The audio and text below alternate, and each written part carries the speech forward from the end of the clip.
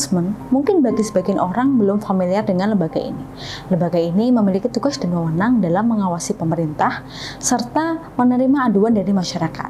Di POV 55, kita akan mengulas lebih jauh seperti apa Ombudsman itu. Sudah bergabung bersama kami, Kepala Perwakilan Ombudsman RI Jawa Tengah, Siti Farida. Selamat siang Ibu Siti Farida, Alhamdulillah kita bisa berjumpa di POV 55. Apa kabarnya Ibu? Selamat siang, Alhamdulillah sehat dan harus tetap semangat. Oke, untuk mengawali mungkin bisa dijelaskan Bu, sebenarnya Ombudsman itu apa sih? Mungkin ada beberapa masyarakat yang belum mengetahui lembaga ini.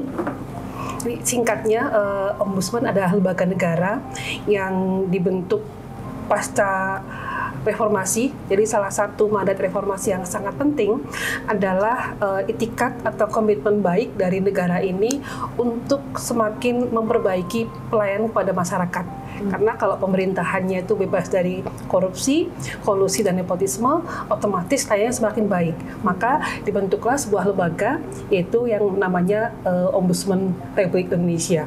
Nah, Ombudsman memang bukan bahasa asli Indonesia, tapi Ombudsman adalah sebuah lembaga negara yang diambil contoh dari Swedia.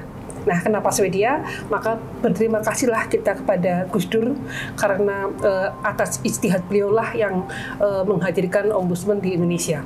Jadi Ombudsman itu yang pertama ada di negara Swedia. Dan seperti kita ketahui bahwa Swedia adalah negara dengan peringkat pelayanan publik yang paling baik sedunia. Jadi kenapa ada Ombudsman adalah memang untuk memperbaiki pelayanan publik. Maka di Indonesia juga sama, ketika negara pemerintah berkomitmen untuk memperbaiki pelayanan publik, maka dibentuklah Ombudsman. Nah, Ombudsman itu sendiri adalah salah satunya adalah menerima pengaduan dari masyarakat yang dirugikan atau yang mendapatkan pelayanan tidak baik dari pemerintah. Kenapa pemerintah? Karena pemerintah salah satu tugasnya adalah memberikan pelayanan yang baik kepada masyarakat. Nah, sehingga Ombudsman berada di tengah-tengah sebagai pengawas, dan saatnya adalah melalui pengaduan masyarakat, dan sifatnya kami imparsial, independen, jadi tidak berpihak kepada pemerintah, tapi juga ketika dengan masyarakat kita juga tetap independen. Nah, tapi yang perlu kita pahami adalah bahwa hubungan antara warga, masyarakat, dan pemerintah ini kan memang belum seimbang ya, karena pemerintah pasti masih powerful. Maka hadirnya Ombudsman juga untuk menyeimbangkan agar pemerintah itu ingat, pemerintah itu kembali kepada mandatorinya adalah untuk memberikan pelayanan kepada masyarakat. Itu gambaran sederhananya. Jadi kami hadir di Indonesia, di masyarakat adalah untuk memperbaiki pelayanan publik kepada yang diterima oleh masyarakat. Biasanya pelayanan publik yang dimaksud itu seperti apa Bu? Misalnya masyarakat bisa melapor mungkin? Ya, jadi pelayanan publik itu adalah semua hal yang dilaksanakan oleh pemerintah yang itu diterimakan kepada masyarakat. Itu ada di pelayanan publik berupa barang, misalnya jalan misalnya. Itu kan sesuatu kegiatan yang infrastruktur yang harus diselenggarakan oleh pemerintah dan diterimakan secara baik. Itu dalam bentuk barang. Atau dalam bentuk jasa, ada juga misalnya energi, listrik, transportasi, kesehatan, pendidikan, dan juga di administrasi, berupa administrasi, misalnya dokumen-dokumen kependudukan, paspor, atau mungkin SIM, sertifikat, dan seterusnya. Itu adalah pelayanan publik yang diawasi oleh Ombudsman dan yang harusnya diterimakan secara baik kepada masyarakat. Misalnya yang cukup sering kami menerima pengaduan adalah warga yang membuat sertifikat sekian lama belum jadi. Itu juga sering kami terima. Atau ini baru-baru saja kemarin sering kami dapatkan adalah masyarakat yang menggunakan jaminan sosial oleh BPJS tapi ada kesulitan untuk mendapatkan perawatan. Atau misalnya kemarin juga beberapa warga yang sudah mengadukan ada jalan rusak tapi tidak kunjung ada perbaikan, maka disampaikan pengaduan kepada Ombudsman. Ombudsman meneruskan kepada lembaga yang menyelenggarakan pelayanan tersebut dan alhamdulillah ada tindak lanjut atau ada perbaikan. Baik, Berarti sama saja dengan ombudsman itu bisa mencegah maladministrasi mungkin, Bu? Ya, itu yang paling pokok. Jadi salah satu hal yang yang dalam Undang-Undang Pelayanan Publik adalah bahwa ketika pelayanan publik itu tidak baik, maka itu berpotensi maladministrasi. Atau juga sebaliknya, ketika masih ada perilaku-perilaku maladministrasi, maka pasti layanannya tidak baik. Nah, kita kan mungkin belum terbiasa ya, apa sih maladministrasi? Kalau kita mau sederhana, maladministrasi adalah semua hal yang menyebabkan layanan tidak baik. Yang harusnya cepat, tidak cepat, lama. Kenapa lama? Karena ditunda-tunda. Kenapa bisa ditunda-tunda? Karena tidak sesuai dengan prosedur yang sudah dijanjikan. Kemudian juga harusnya murah misalnya, karena terjangkau oleh masyarakat. Tapi mohon maaf, karena ada pungli, akhirnya tidak murah. Kemudian juga tidak mudah.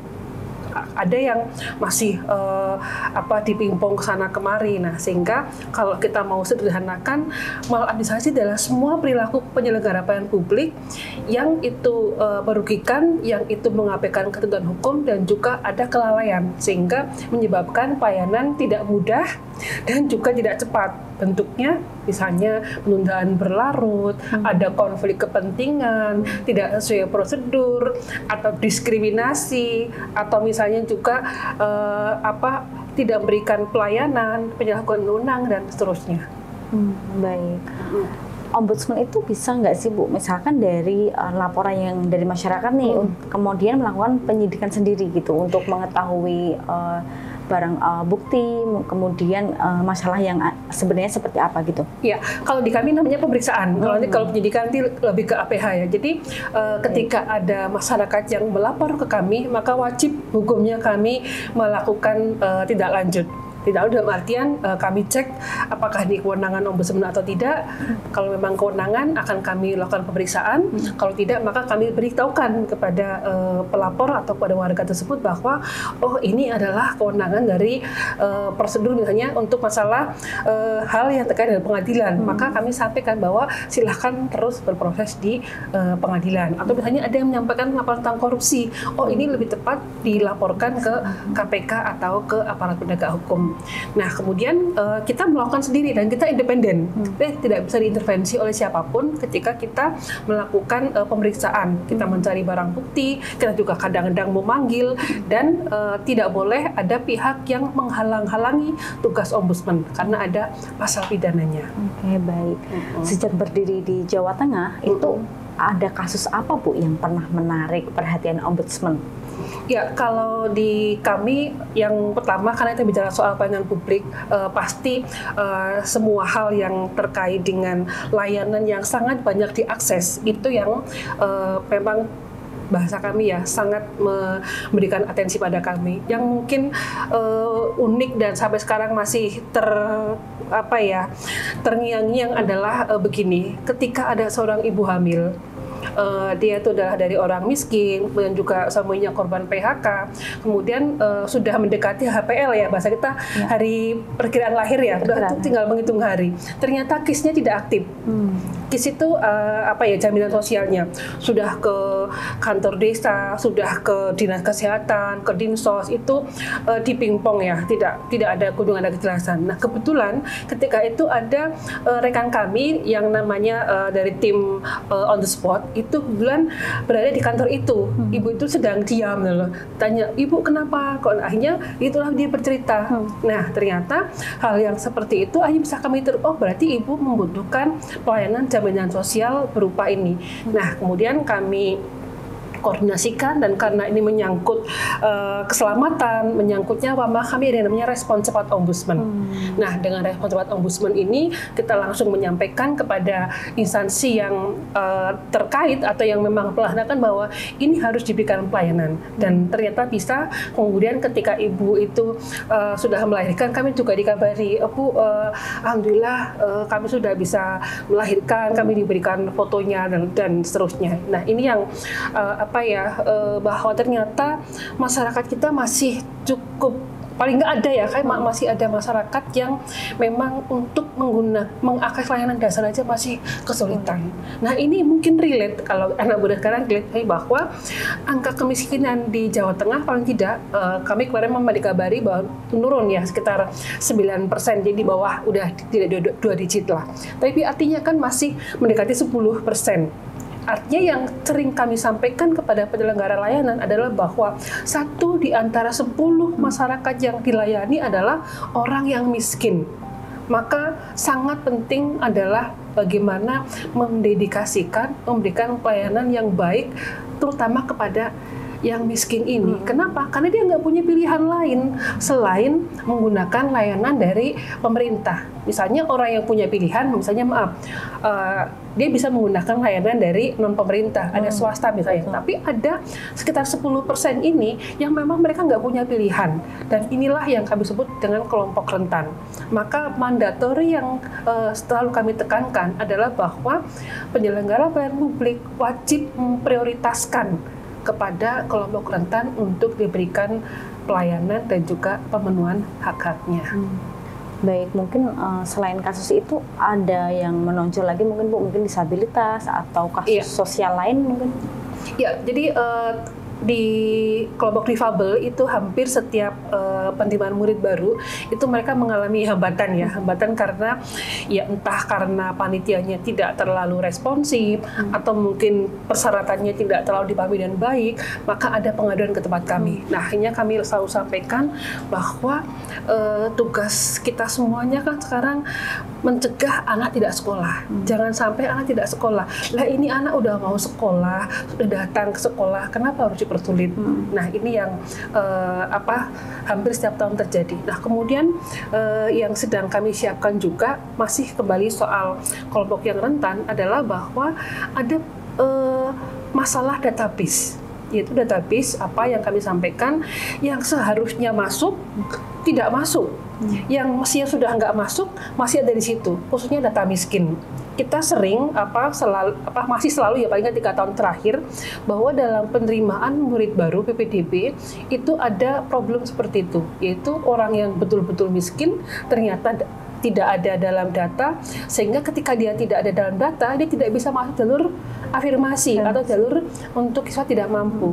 Nah, akhirnya apa? Dia pilihannya hanya sekolah di swasta, kadang-kadang juga tidak punya uang. Ya, akhirnya inilah yang sering kami sebut dengan potensi generasi yang hilang karena kita tidak memberikan layanan yang tepat kepada yang membutuhkan. Jadi sangat miris juga ya Bu ya untuk. Iya, dan jumlahnya tidak ratusan, itu yang memang ini sedang jadi perhatian kami juga, kadang ribuan, dan kemarin di tahun 2024 sempat terselamatkan 70.000 sekian. Ya, karena memang Dinas Pendidikan Kebudayaan Provinsi Jawa Tengah semakin ini ya, hemat kami semakin progresif juga, karena selalu bersama dengan kita semuanya, kita selalu sampaikan bahwa yang paling utama harus kita selamatkan adalah mereka yang memang keterbatasan sumber daya, keterbatasan informasi. Sementara yang di luar ini tetap pasti kita layani, tapi ini dulu yang kita prioritaskan. Oke, baik. Tadi sudah menyinggung soal kesehatan dan juga soal pendidikan. Di hukum Bu, itu ada sensitif juga nih, kan pernah juga ombudsman tuh menyaring suara di penjara gitu ya, di lapas. Itu apa ada pengalaman yang unik Bu? Ya, mulai ke bibir jurang ini. Ya, jadi gini, bahwa kami katakan di lapas ya, lapas itu kan merupakan satu miniatur juga ya, miniatur masyarakat yang di situ kadang-kadang hukum tidak tegak. Maka ketika kami sering menyambangi lapas, akhirnya kami mendapatkan beberapa laporan dari orang-orang di lapas. Dan pada akhirnya kolaborasi yang baik kami dengan kalau dulu masih Kanwil Kumham ya, sekarang Kanwil Pemasyarakatan ya, itu juga mereka sangat open ya, sehingga kita sering melakukan katakanlah sidak di beberapa lapas. Tapi memang kami akui ya, sekitar setahun ini kami agak berkurang karena kita agak banyak ke infrastruktur. Nah, sehingga kemarin terus terang kami merasa sangat kecolongan ya ketika ada kasus yang terakhir itu. Dan kami juga minta komitmennya kepada jajaran di Kanwil Masyarakat di sini bahwa itu tidak boleh terjadi. Dan juga ada juga masalah hukum yang sedang kita perlu kita sama-sama atensi adalah begini, bahwa orang tidak mudah mendapatkan pelayanan hukum itu ketika baik itu ke aparat penegak hukum maupun ketika sudah berproses di pengadilan. Maka ketika kemudian menyampaikan laporan kepada kami, yang paling kita pastikan adalah kami teruskan bahwa ini bisa nggak dilayani. Kalau nggak bisa, kenapa? Nah, biasanya yang seperti itu akhirnya berproses dan akhirnya bisa. Lantas kenapa selama ini nggak bisa? Nah, maka dari situ kami melihat bahwa memang sangat penting dari katakanlah masyarakat juga asertif, dan yang kedua berani speak up, dan hemat kami penting juga jangan pernah memberikan peluang pelanggaran. Karena kalau kita udah masuk situ ya kita akhirnya membenarkan semuanya. Saya kayak kami contohkan misalnya bahwa ketika ada salah satu korban PHK kemudian melakukan upaya hukum di PHI, istilahnya pengadilan hubungan industrial, itu kan sudah menang. Tapi ternyata mereka tidak mendapatkan haknya. Cukup lama tidak ada kejelasan, akhirnya menyampaikan laporan kepada kami. Kami diskusikan dengan seorang ketua PN, wah ini nggak bisa. Kami tanya, kenapa nggak bisa? Ya karena nggak ada anggaran untuk eksekusi macam-macam. Kami sampaikan, Pak, Ibu, yang namanya korban PHK itu adalah orang yang sudah pasti kehilangan banyak hal. Lah ini sudah menang dalam pengadilan, sudah jelas haknya, kenapa nggak ditunaikan? Akhirnya dengan berbagai macam, akhirnya bisa. Nah, ini memang yang perlu juga kami terus berkolaborasi dengan berbagai penyelenggara layanan, bahwa penting sekali ketika memang sudah menjadi haknya, ya harus ditunaikan.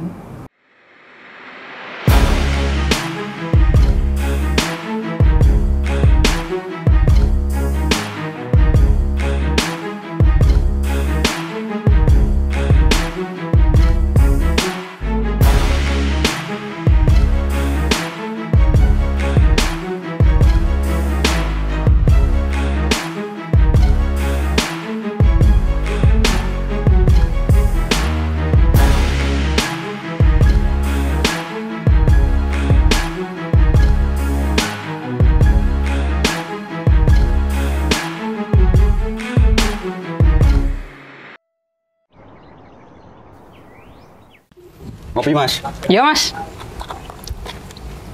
Wah, ngopi ini enak karo ngerokok, Mas. Wah, rokok gua habis sih, Mas.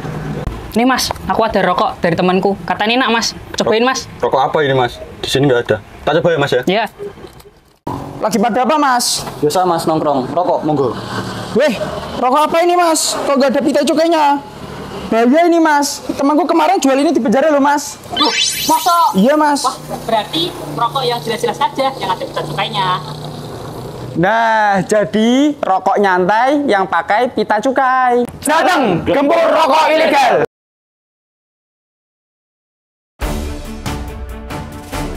Mengisi waktu siang Anda, kami hadirkan berbagai informasi yang terjadi. Melaporkan peristiwa langsung dari lokasi.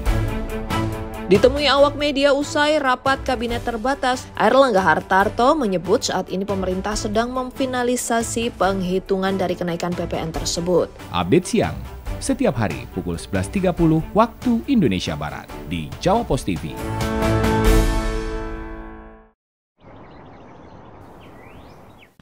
Ngopi, Mas? Iya, Mas.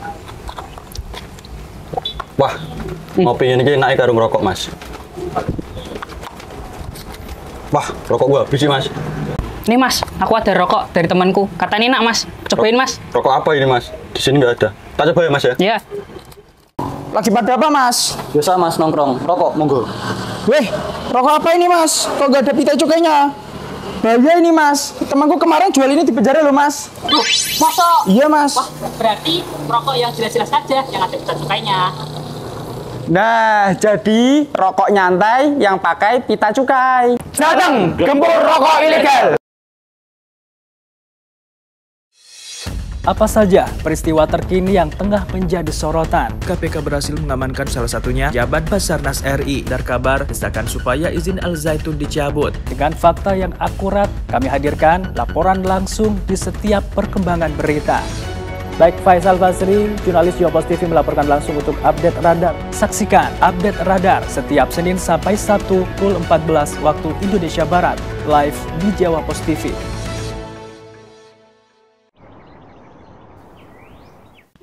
Ngopi mas. Iya mas.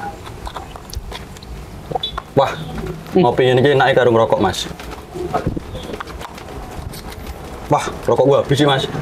Ini mas, aku ada rokok dari temanku. Katanya enak mas, cobain mas. Rokok apa ini mas? Di sini nggak ada. Tak coba ya mas ya? Iya. Lagi pada apa mas? Biasa mas nongkrong. Rokok monggo. Weh, rokok apa ini mas? Kok nggak ada pita cukainya? Bahaya ini mas, temanku kemarin jual ini di penjara loh mas. Masa? Iya mas. Wah, berarti rokok yang jelas-jelas saja yang ada pita cukainya. Nah, jadi rokok nyantai yang pakai pita cukai. Jateng, gempur rokok ilegal.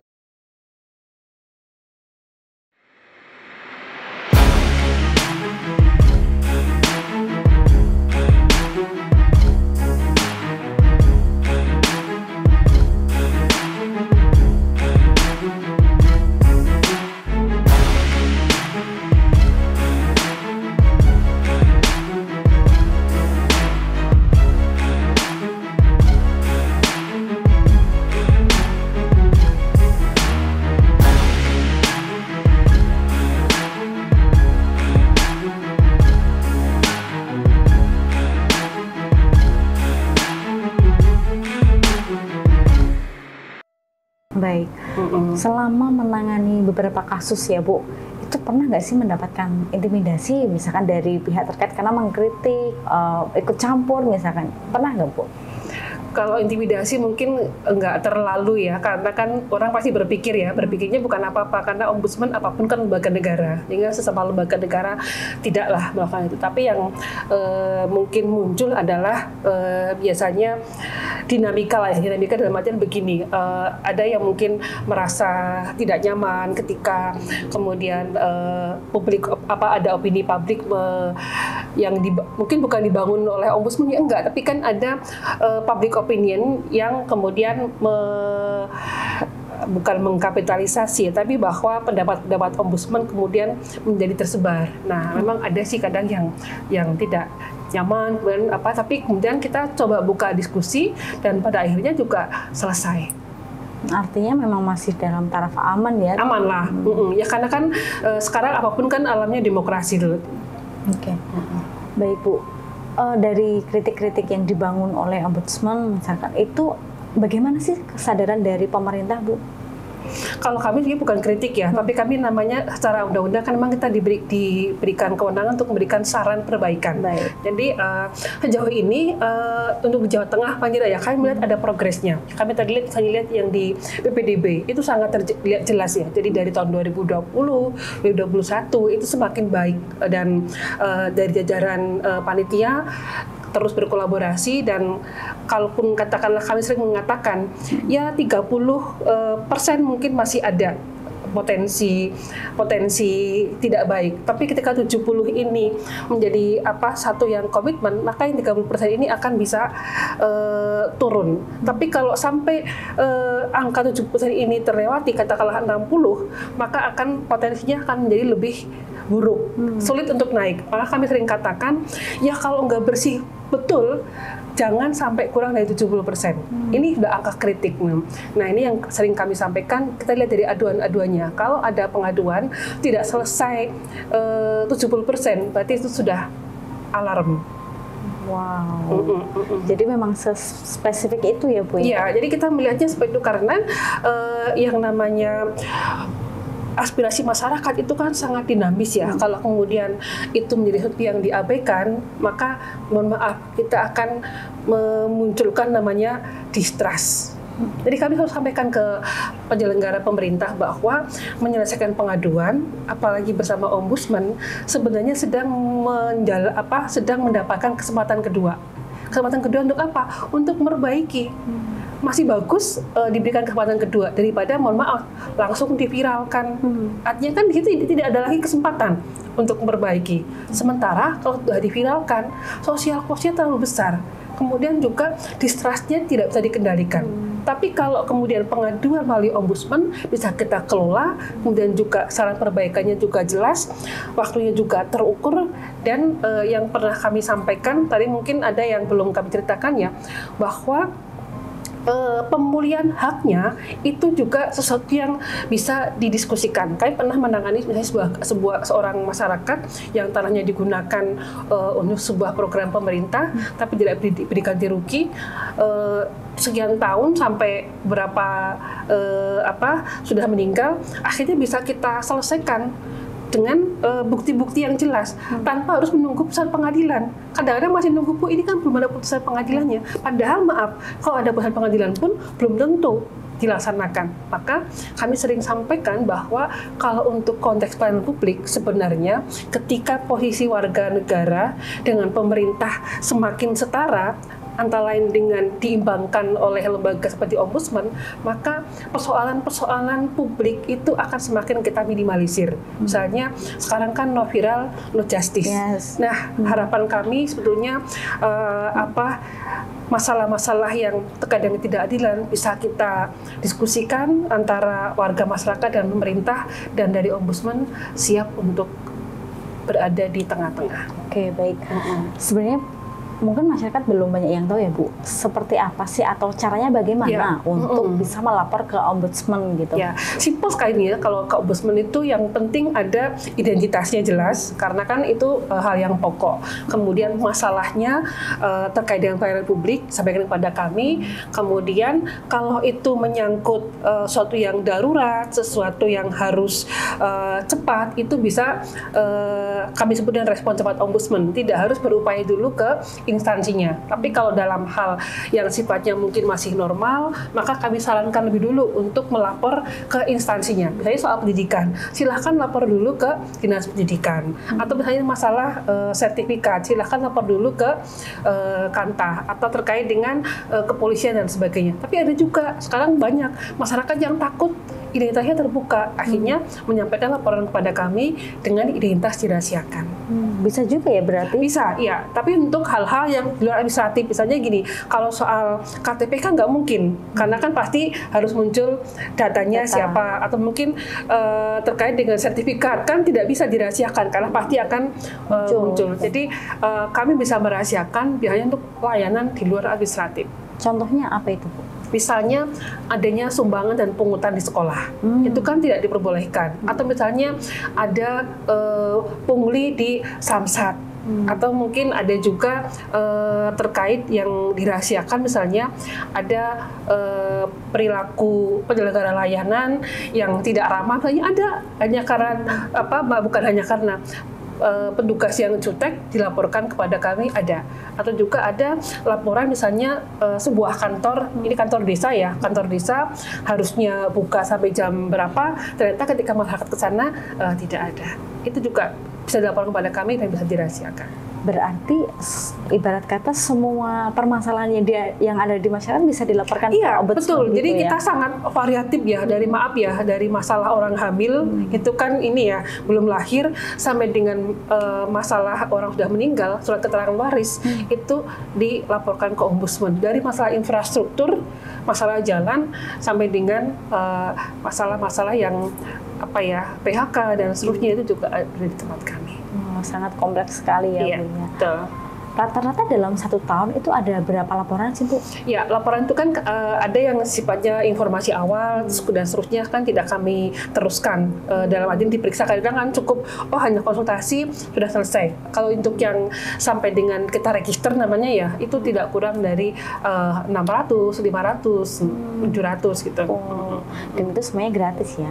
Gratis, tidak berbiaya, dan kalaupun ada perilaku kami yang tidak sesuai, kami harus segera dilaporkan kepada kami atau kepada atasan kami, karena kami memiliki whistleblower yang sangat ketat, dan itu yang menjadi salah satu cara kami untuk menjaga integritas. Dan karena ada integritas itulah, maka sampai dengan saat ini kami sering katakanlah terlapor dalam instansi pemerintah itu percaya pada kami, karena hampir semua saran perbaikan yang kami lakukan itu dilaksanakan. Memang masih ada sekitar 3 atau sedikitlah hitungannya, hanya di bawah 10 yang masih memerlukan proses, yaitu adanya laporan di kepolisian dan juga ada beberapa laporan terkait dengan agraria. Artinya memang dari kritik dan saran dari Ombudsman itu ada efek bagi instansi terkait gitu ya Bu? Sangat. Jadi kami sekarang bahkan beberapa yang dulunya dilaporkan ke Ombudsman, kadang ketika mereka mengalami masalah lapor balik ke Ombudsman, jadi pelapor itu karena pada akhirnya tidak semuanya mungkin sesuai dengan harapan, tidak. Hal yang bisa kami upayakan sepanjang itu kewenangan Ombudsman, sepanjang tugas kami, maka kami akan coba selesaikan dengan sebaik-baiknya. Oke, baik. Terima kasih sekali Bu Siti Farida yang sudah memberikan paparan terkait Ombudsman. Jadi masyarakat tidak bingung lagi nih, misalkan ada problem, kita harus mengadu kemana nih, atau ke polisi, atau mungkin bisa juga melalui Ombudsman lebih dahulu. Terima kasih atas waktunya, semoga sehat selalu, matur suwun. Iya, mudah kok mencari kami di akun medsos, ada di TikToknya, cari saja Ombudsman Jateng. Nanti akan ada WA Center juga yang sangat mudah diakses. Oke, baik. Terima kasih sekali Bu Siti Farida. Terima kasih.